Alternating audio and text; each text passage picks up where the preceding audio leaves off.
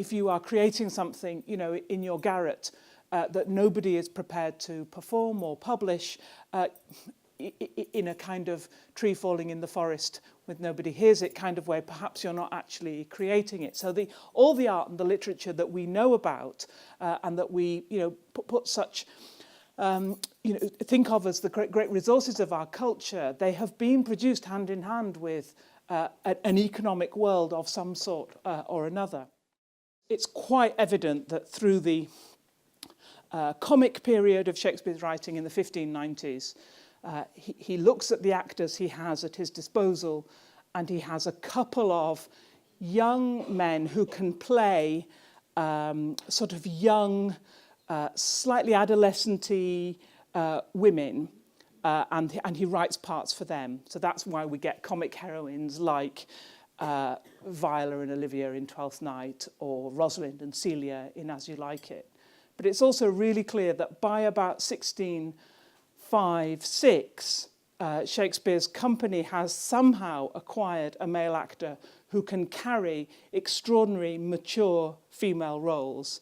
And for that actor, Shakespeare writes Lady Macbeth, Volumnia, the mother of Coriolanus, Cleopatra, who we'll talk about in a minute, and John Webster writes probably The Duchess of Malfi and The White Devil. So something changes about the representation of women from the 1590s into the first decade of the 17th century. And I think that's probably as much to do with the capability of the actors as it is to do with kind of wider contextual factors.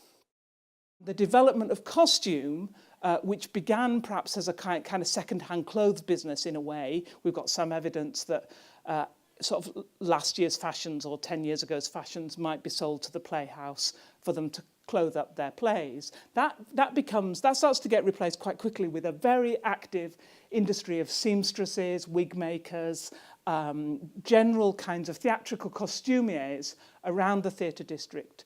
And lots of those businesses are run and staffed by women. So there are women sort of emerging from the archives as real players in this industry.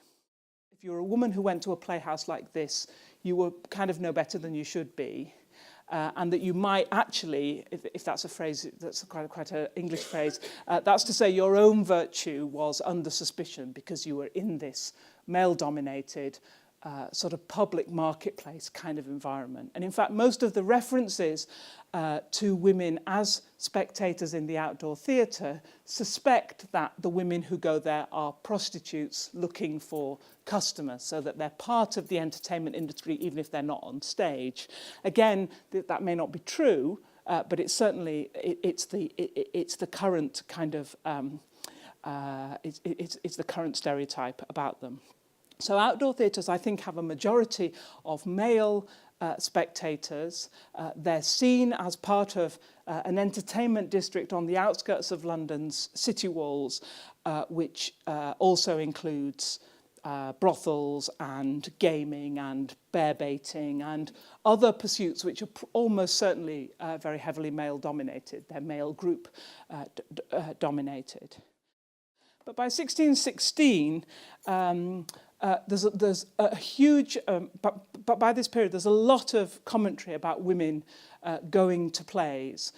There's a lot of sense that in the conduct literature which tries to regulate women's behaviour, playgoing is particularly identified as a potential kind of liberation for women or transgression for women. So it seems that there is a sort of worry about women going too much to plays and experiencing the physical freedom of being there, but also perhaps the intellectual freedom of seeing what's on offer.